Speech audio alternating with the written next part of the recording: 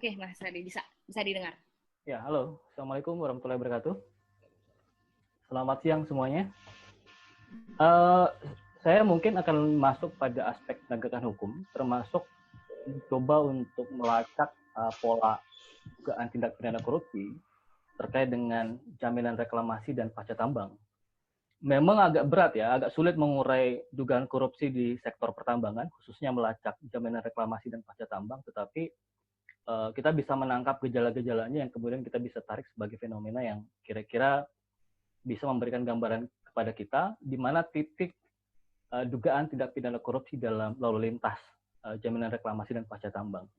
Saya mengidentifikasi kira-kira ada 5 poin gejala-gejala yang kemudian bisa kita jadikan sebagai gambaran awal di titik mana saja kemudian dugaan tindak pidana korupsi di lalu lintas jaminan reklamasi dan pajak tambang itu.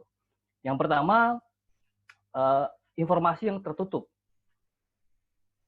Informasi yang tertutup memberikan ruang yang cukup besar bagi proses aktivitas yang bersifat transaksional, itu sudah pasti, rumus umum. Dalam konteks reklamasi dan pasca tambang, jaminan reklamasi dan pasca tambang itu kan ditempatkan di dalam satu rekening yang hanya bisa diketahui oleh pemerintah dan pemegang izin atau pemilik tambang. Tidak pernah ada data yang kemudian dibuka yang bisa diakses oleh publik. Artinya, kalau kemudian jaminan reklamasi dan pasca tambang hanya boleh diketahui oleh pemerintah dan pemilik tambang, maka ruang bagi masyarakat untuk mengawasi sangat terbatas. Ini pola awal yang kemudian kita tangkap, ini based on fact ya. Saya mengambil beberapa sampel di Kalimantan Timur, ini adalah rumah saya. Rumah besarnya Indonesia tetap. Tetapi kalau bicara soal fenomena ini, hampir semua daerah-daerah saya pikir sama polanya. Informasi mengenai jaminan reklamasi dan pasca tambang itu semuanya hampir tertutup.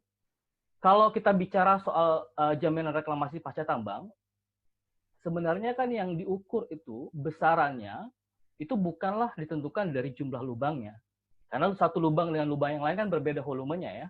Tetapi ukuran besaran jaminan reklamasi itu ditentukan dari volumenya.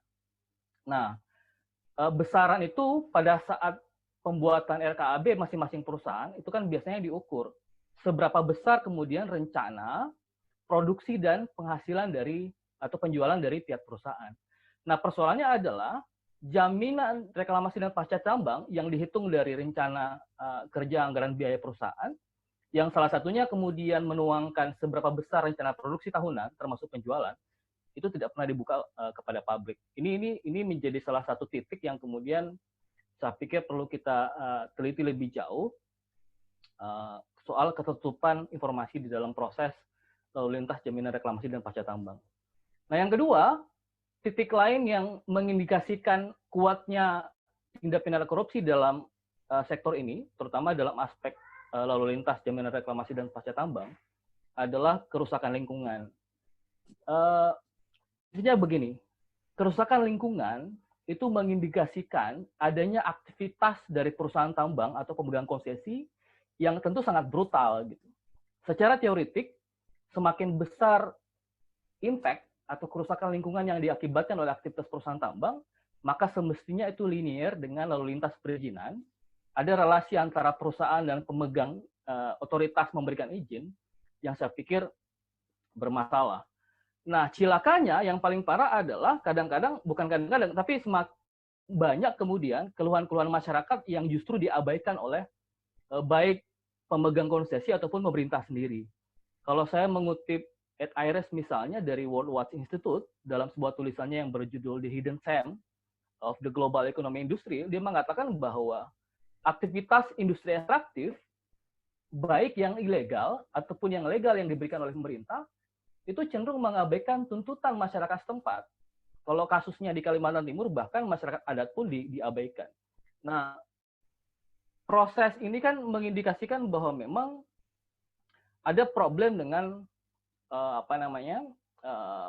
kerusakan lingkungan yang kemudian tidak sebanding dengan daya tangkap pemerintah dalam menyelesaikan persoalan-persoalan itu. Faktanya di Kalimantan Timur misalnya, kalau secara nasional ada 143 nyawa yang hilang di lubang tambang, di Kalimantan Timur dari tahun 2011 sampai tahun 2020 ini sudah ada sekitar 37 nyawa yang hilang di bekas galian lubang tambang yang mayoritas adalah anak-anak.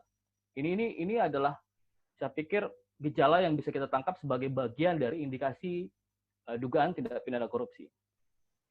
Yang ketiga, ada soal dengan ketidakpatuhan hukum. Ini mungkin juga yang disinggung oleh Bung Jamil tadi dan Bung Iqbal soal ketidakpatuhan hukum itu. 37 nyawa yang sudah melayang di lubang tambang di Kalimantan Timur misalnya, tidak ada upaya yang lebih serius dalam proses penegakan hukum. Baik dalam aspek pidana ataupun dalam aspek administratif. Pidana yang menjadi concern kewenangan aparat kepolisian, sementara administratif yang seharusnya menjadi concern dari pemerintah kita. 37 nyawa yang hilang di Kalimantan Timur, faktanya, itu hanya ada satu kasus yang kemudian masuk ke kamar pidana. Itu pun dengan 2 konsesi yang kemudian masuk ke kamar pidana ini divonis selama 2 bulan dan denda biaya perkara Rp1.000. Bayangkan, nyawa yang mayoritas anak-anak itu harus ditukar dengan Rp1.000. Ini saya pikir adalah persoalan yang cukup serius di Kalimantan Timur misalnya. 37 nyawa ini yang cuma satu yang masuk ke kamar pidana, itu pun hanya menyeret security kontraktor atau pihak ketiga di perusahaan. Kalau menyambung kata Bung Jamil tadi, memang rata-rata menyerahkan reklamasi itu diserahkan kepada pihak ketiga atau kontraktor. Tapi jangan lupa, di pasal 125 Undang-Undang 4 2009 tentang minerba, cukup eksplisit menyebutkan bahwa kalaupun pemegang IUP menyerahkan operasional itu kepada pihak ketiga, tanggung jawab hukum itu tetap berada di pemegang IUP.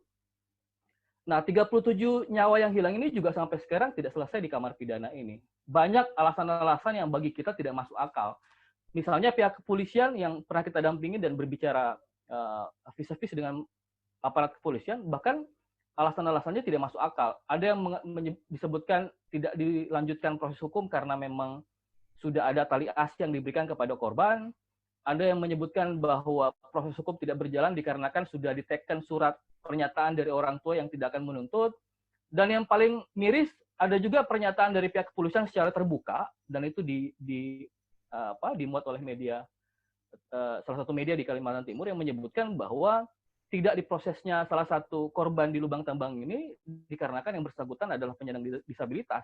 Padahal jelas dalam konvensi hak-hak penyandang disabilitas yang sudah diratifikasi oleh Indonesia itu jelas mengatakan bahwa tidak boleh ada perlakuan yang berbeda secara hukum terhadap penyandang disabilitas.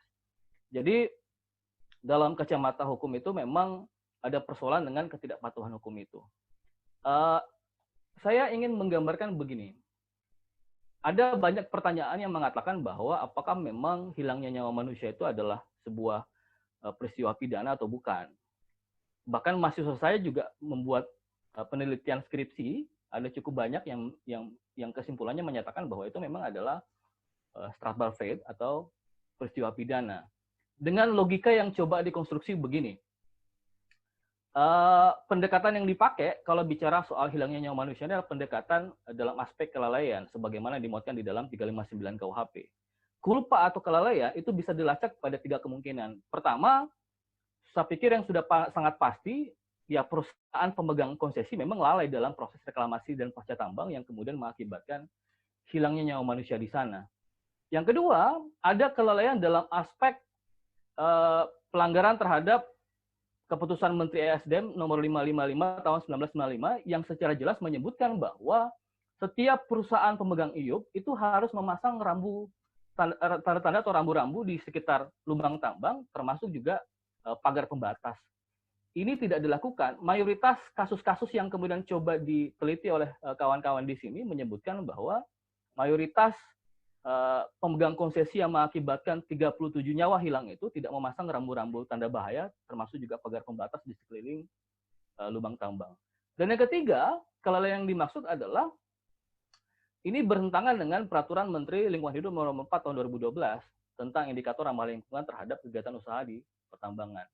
Kan sudah sangat jelas di dalam Permen LH nomor 4 2012 ini yang menyebutkan bahwa jarak tepi lubang tambang dengan pemukiman itu minimal 500 meter.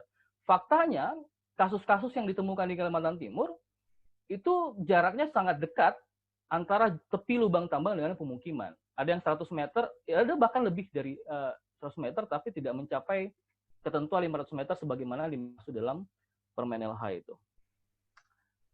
Kemudian pada aspek administrasi juga kurang lebih sama. Kalau aparat kepolisian menggantung kasus-kasus 37 kematian di lubang tambang dengan alasan-alasan yang tidak rasional sebagaimana yang saya sebutkan tadi, pemerintah juga demikian adanya. Padahal pemerintah punya otoritas dalam menegakkan hukum administratif.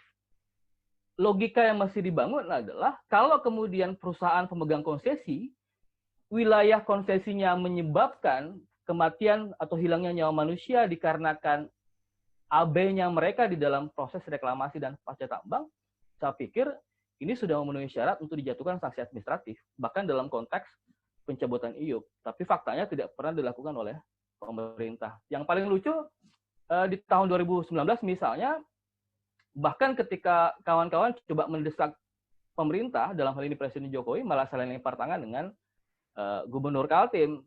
Presiden mengatakan itu adalah kewenangan Gubernur Kaltim, sementara Kaltim mengatakan itu sudah otoritas ada dengan pemerintah pusat. Itu yang ketiga. Yang keempat, saya pikir juga yang menjadi menarik adalah desain dalam sumber daya di leading sektornya ya, di Kementerian ISDM yang diturunkan di dalam organisasi perangkat daerah dalam Dinas Pertambangan dan ISDM. Kita sama-sama paham bahwa pengawasan terhadap reklamasi dan pasca tambang, termasuk kesesuaian antara jaminan reklamasi dan pasca tambang, itu ada di inspektur tambang. Tapi faktanya adalah, kalau tadi Bung Jamil menyebutkan secara nasional, saya coba sempitkan di Kaltim misalnya, ada 1.404 izin usaha pertambangan di Kalimantan Timur, tetapi inspektur tambang yang dimiliki oleh pemerintah Kaltim itu hanya 38 orang. Logikanya adalah bagaimana mungkin 38 orang inspektur tambang itu bisa mengawasi 1.404 izin pertambangan di Kaltim, termasuk 1.735 lubang-lubang yang dikibatkan dan sampai sekarang 70% diantaranya belum direklamasi. Saya jadi berpikir begini, jangan-jangan upaya pengawasan itu memang sengaja dilemahkan agar proses perbuatan curang misalnya transaksional antara pemegang izin dan perusahaan, termasuk pemerintah di dalamnya, itu memang bisa berjalan dengan sebagaimana yang dikehendaki. Nah, yang terakhir, yang menjadi menarik juga sempat disebutkan oleh Bung Iqbal, soal jaminan reklamasi dan pasca tambang, itu kedudukannya di mana? Apakah dia masuk dalam desain keuangan negara atau sistem fiskal? Itu disebutkan juga di dalam laporan kawan-kawan di koalisi. Selama ini jaminan reklamasi pasca tambang itu tidak masuk dalam desain keuangan negara atau sistem fiskal, baik di daerah dalam bentuk APBD ataupun di negara secara umum dalam APBN. Saya ambil contoh kasus di Kalimantan Timur. Ada kasus di tahun 2014 yang kemudian di SP3-kan oleh Kejaksaan Tinggi. Selain alasannya karena memang tidak cukup bukti, ada juga anggapan yang mengatakan bahwa jaminan reklamasi pasca tambang itu domainnya adalah private. Makanya kemudian mereka berasumsi bahwa pencairan jaminan reklamasi dan pasca tambang itu hanya bisa dilakukan oleh pemegang izin atau pemilik tambang.